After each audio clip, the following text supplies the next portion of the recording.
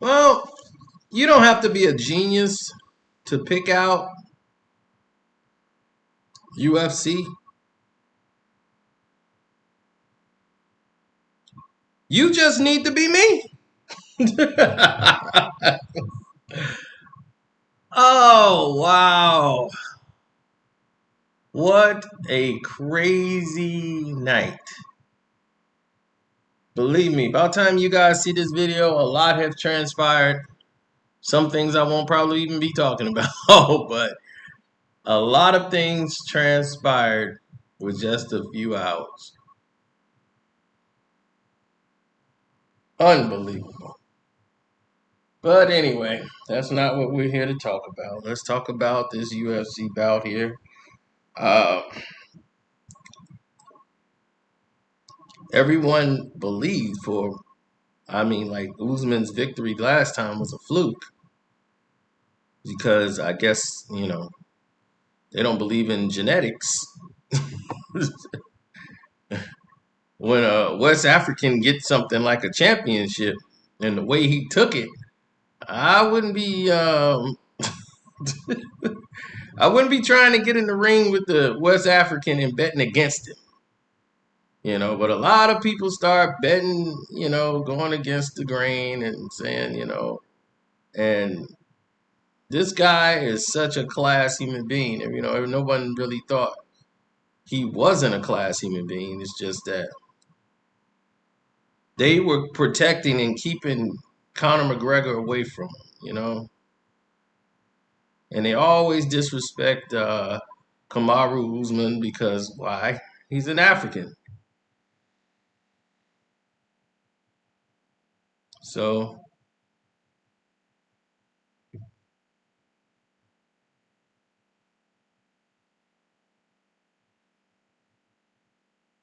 well, that's just it. the It was funny. He was getting teased and got cracked right on the money.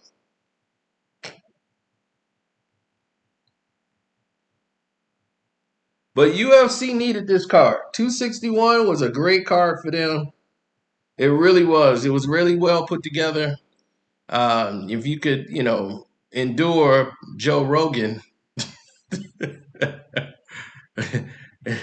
then, it is what it is. Well, Joe Rogan is a walking train wreck, of a human being. So when you got someone like him, like involved, this is what you got to deal with.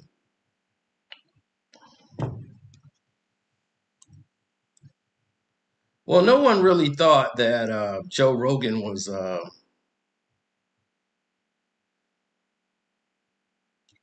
you know, like the best commentator in the world. He isn't. He's a former steroid taking drunk who made it just being an a hole. And that's just what he is. So,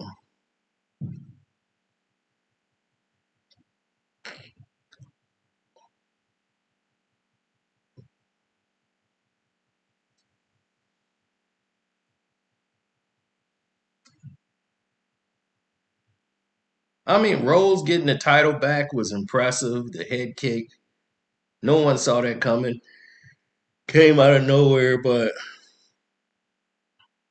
yeah, Joe Rogan just trying to oversell stuff,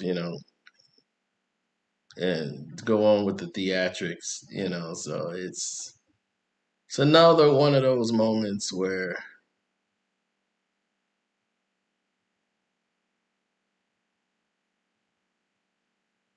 right, he's just trying to play off the emotion and everything else. But Joe Rogan is what he is. It's not about him. It's about the fighters. And Masvidal was he was he was a fighter that nobody really saw get rocked in the cage, in the octagon rather. But what I saw in the last fight was that Usman could have knocked him out. In the first fight, I saw him completely controlled, basically, by Usman. Usman didn't have a problem with controlling him. And it wasn't about power. The opportunities was there for Usman to hurt him with shots had he been more offensive. They were mostly just trying to land strikes and get takedowns in the first fight. That's why Masvidal said at the press conference in his interview after the fight was over, it was like he totally fooled me because he came out striking and he was prepared to wrestle. So his whole fight was changed because he did not assume that Usman was going to catch him, but he caught him with a shot that it wasn't really the power, and that's what Masvidal don't understand. It was the timing. You got caught with a crisp right hand that was accurately thrown. As you can see, this is everything on the Tokyo Express. That was a perfect shot taken. That photograph signifies everything in the video. He put his whole weight on that punch. So when he hit you, you was going to sleep. But the thing is he telegraphed that punch. He threw the first one, and that first punch, that was just like, okay, here it comes. It's like, okay, you check the left. You should have been waiting for the right. Why were you trying to counter and you looking right at him? He was selling the right hand, period. That's what I'm like, how did you not see that coming? He was so busy, like, I'm going to check and counter with a left. And he's not thinking because most of these guys, I guess I watch too much boxing, and if this guy had a lot of boxing experience, he would have known that the right hand was coming because it was telegraphed. He didn't throw a feint to throw him off as if it wasn't coming. That right hand African Express, Nigerian Express train was on its way. The Nigerian Express.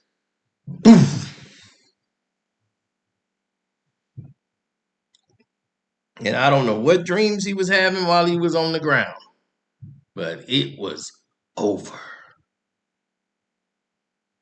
I mean, over, man.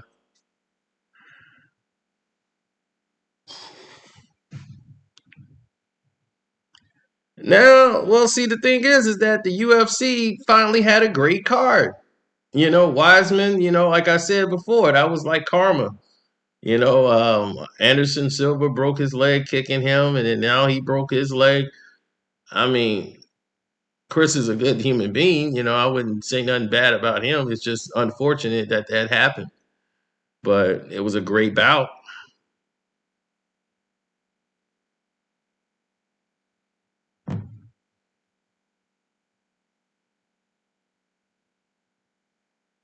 No, I believe that the UFC is in a transitional state. The sport has been losing money. The cards have been losing money because of the simple fact is people just really are not paying attention to UFC. They really haven't because there's no superstars in it. You got your local people that watch it when it's on, but that's only if it's in bars.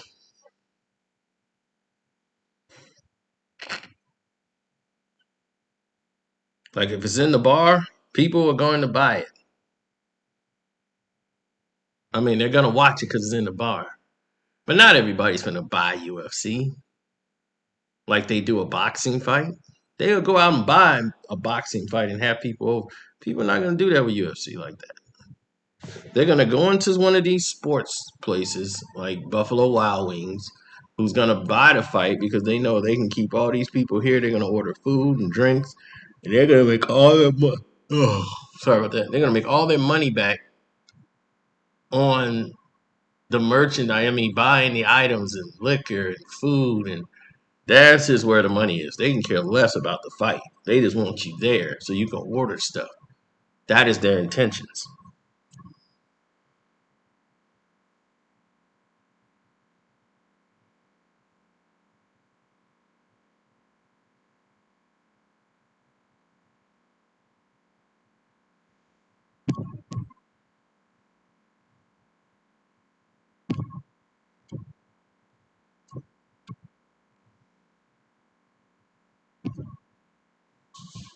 Uh,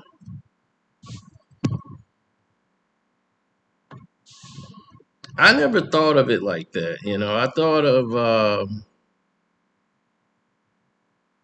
I thought of the UFC as a commodity that was on the brink of bankruptcy.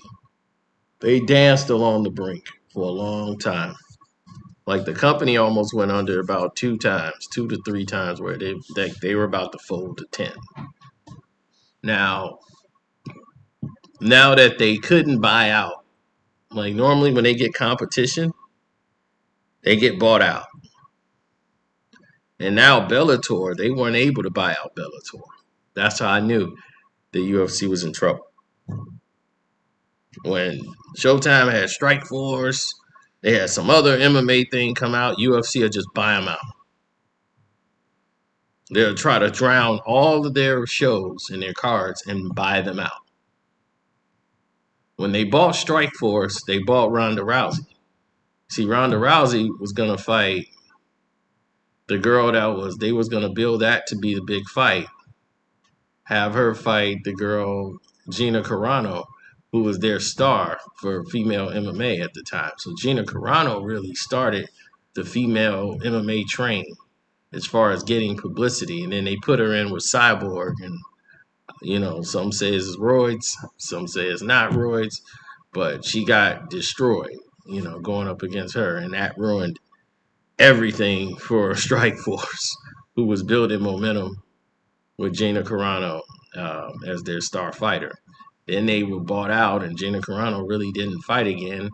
Then she started sleeping with Hollywood people, and next thing you know, her career, she stars in a whole movie, gets a whole movie about her. Haywire, with all these A-list stars and everything, and she was going to be a next action star or whatever, but that didn't quite work out.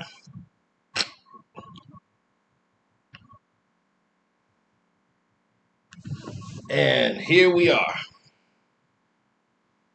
Ronda Rousey takes that title. She starts sleeping with Dana White, and next thing you know, boom, here we are.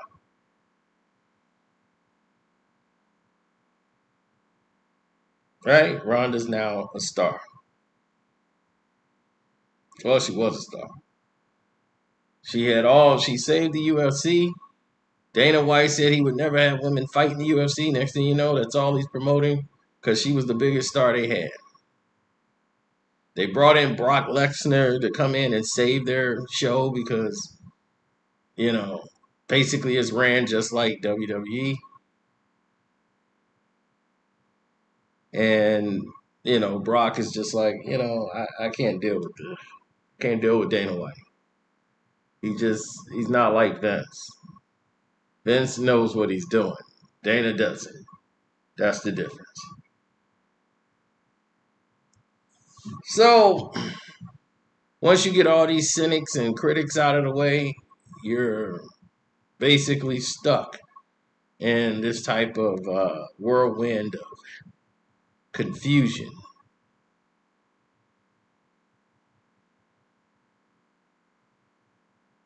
Because that's what all this is right now. It's just flat out confusion.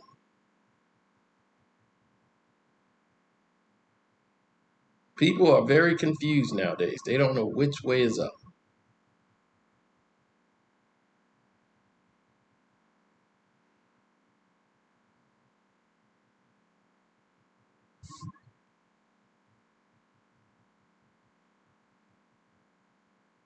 Who do I think should fight in the UFC? No one cares. No one cares. I'm not saying it to be mean. I'm saying it to be real. No one cares. Because they have no identity. They have no face. They just don't. They don't. They don't have an identity. They don't have a face.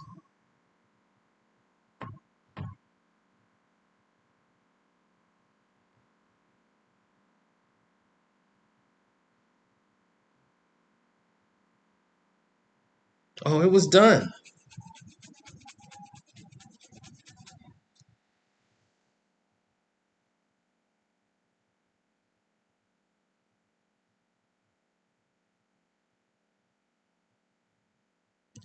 UFC was done.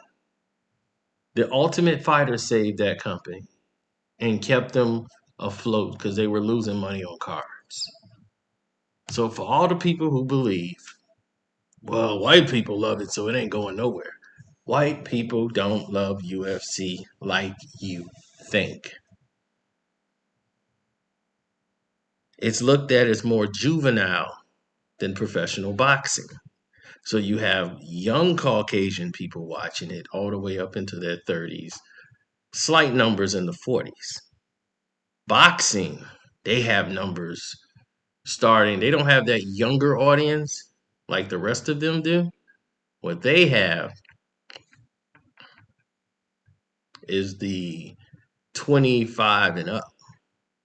If you're 26, 25, they have those numbers, but their numbers go well into the 64s and the 50s. So you have more a mature audience that watch boxing and sporting events, and women feel comfortable going to a fight event rather than UFC, where it's more promoted to be more juvenile and not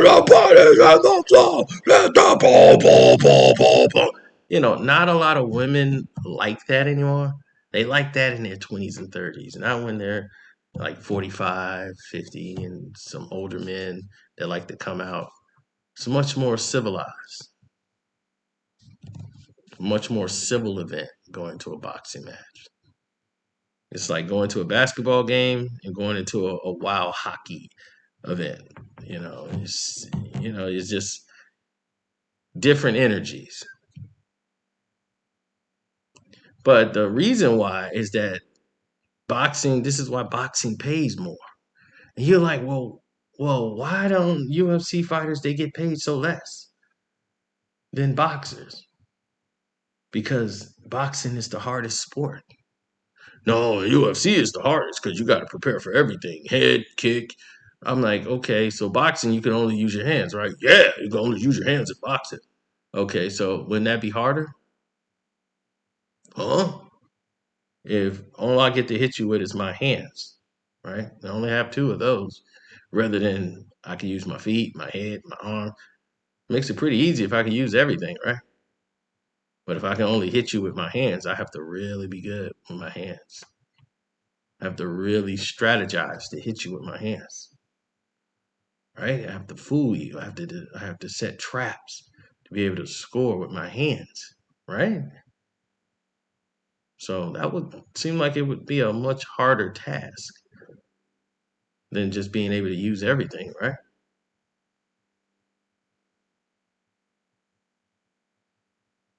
See, people don't think. They listen to what someone tells them on TV. Well, MMA is harder. You got to prepare for everything. You got to like look out for a headbutt. You got to look out for a kick. You got to look out for a knee. You can use everything. So when these idiots talk, people listen to them, and then they run outside and they start having conversations with people with this information. So it becomes dangerous. And then when someone don't think, and then someone actually give them the correct answer to that, they have no rebuttal because they weren't prepared for this. They weren't using their brain. They would just remember what their brain recorded off TV and they ran outside to talk.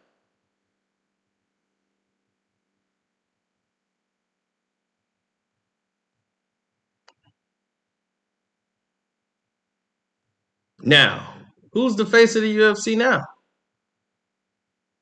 What I told you. Africans.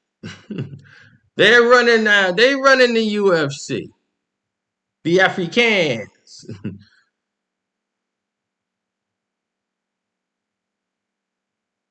They're running the UFC, man. All people of color. That's what I'm saying. People of color is running the UFC. Wasn't it supposed to be the sport they had just so white people could be champions, right? Now you look at it.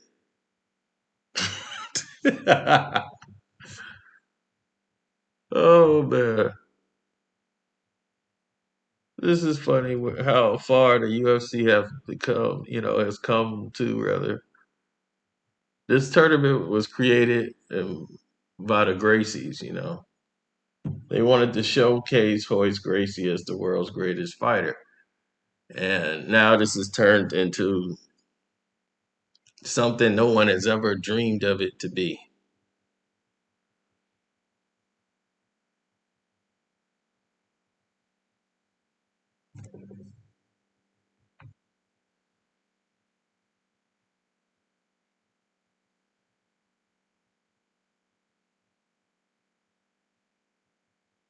Yeah, well,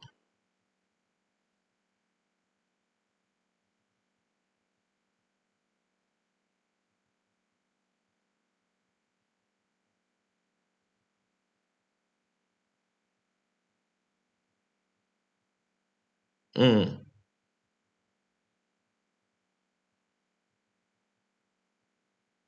yeah, well, that's just how it's gonna have to play out. Um, the UFC has Dana White not making decisions. He's just somebody to run the show as far as the face. You know, they're gonna run the day to day, be the president, overseer, but if there's a certain thing that they want to do, like put Paul, whatever name, Paul Logan in there to do this sideshow, that's because the UFC is hurting.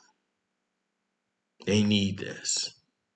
Because all they big plans blow up in their face, you know, and because it keeps blowing up in their face, Conor McGregor, crash and burn. Now they got this other guy that they paid way too much money to. Khabib is retired and he's not fighting anymore. And Dana thought he can go in there and throw a bunch of money in front of Khabib and he's going to come back. He's not coming back.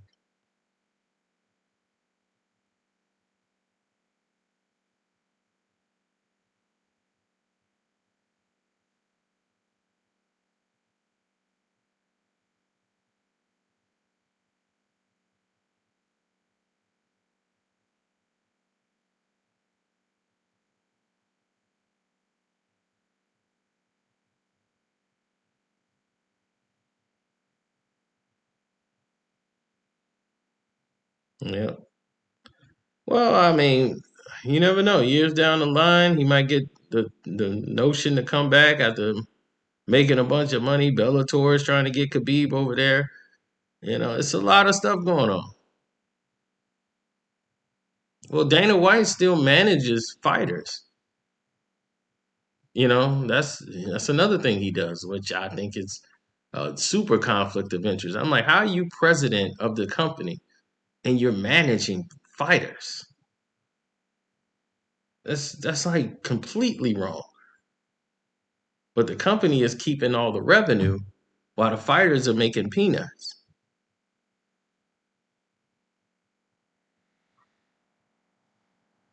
So think about that.